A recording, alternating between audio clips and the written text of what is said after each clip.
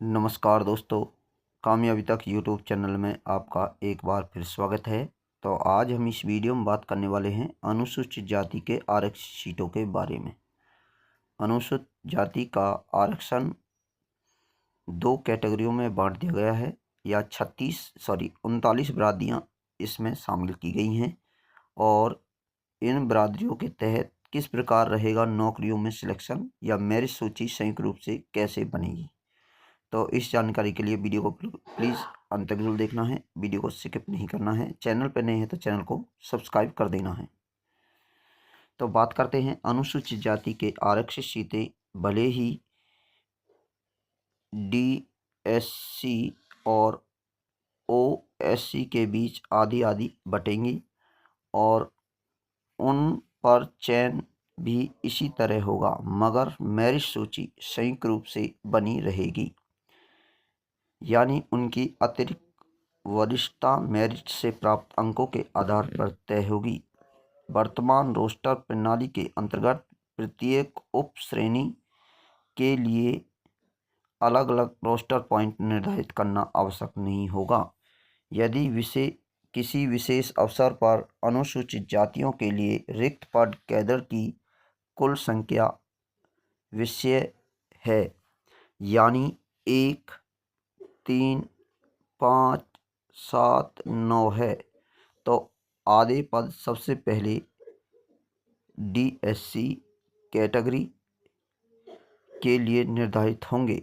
उदाहरण के तौर पर हम बात करें कि कुल पद 9 हैं, तो 9 पदों में से 5 पद DSC और 4 पद OSC के लिए निर्धारित होंगे। मगर अगली बार ये पद निकलते हैं, तो उदाहरण के तौर पर फिर बात करें, 9 पद हैं तो 5 पद तो OSC के लिए और 4 पद DSC के लिए निर्धारित किए जाएंगे। इन निर्देशों के जारी होने के बाद अनुसूचित जाति के लिए आरक्षित होने वाले पहले पद पहले से बनाकर रखे गए रोस्टर पॉइंट में बदलाव किए बगैर वंचित अनुसूचित जाति को एलोकेट किया जाएगा। निर्देश तुरंत प्रभाव में लागू होंगे और 15 जुलाई 2014 की जारी अनुसूचित जाति की अनेक्सर B में लिखी जातियां सरकारी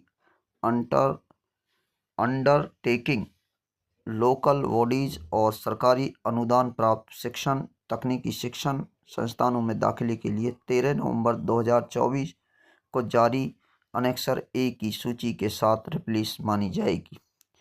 अब बात करते हैं आगे।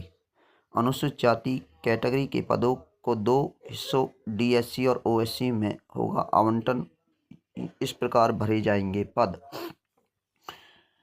सभी विभाग, बोर्डों, निगम, अन्य संस्थानों अनुसूचित जाति के संबंधित पदों को दो श्रेणी यानी DSC और OSC के उपजाति के अनुसार भरा जाएगा।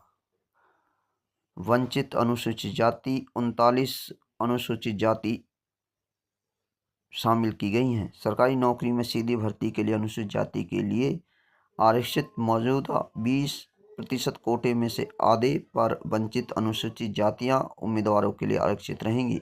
यदि वंचित अनुसूचित जातियों के उपयुक्त उम्मीदवार उपलब्ध नहीं होंगे तो शेष पदों को अन्य अनुसूचित जाति के उपयुक्त उम्मीदवारों से भर्ती कर सकते हैं। अनुसूचित जातियों के लिए आरक्षित कोटे का आधा हिस्सा अन्य अनुसूचित जातियों के उम्मीदवारों के लिए आरक्षित किया जाएगा। यदि और केवल यदि अन्य अनुसूचित जातियों के उपयुक्त उम्मीदवार उपलब्ध नहीं है तो उन्हें वंचित अनुसूचित जाति के तहत भर लिया जाएगा।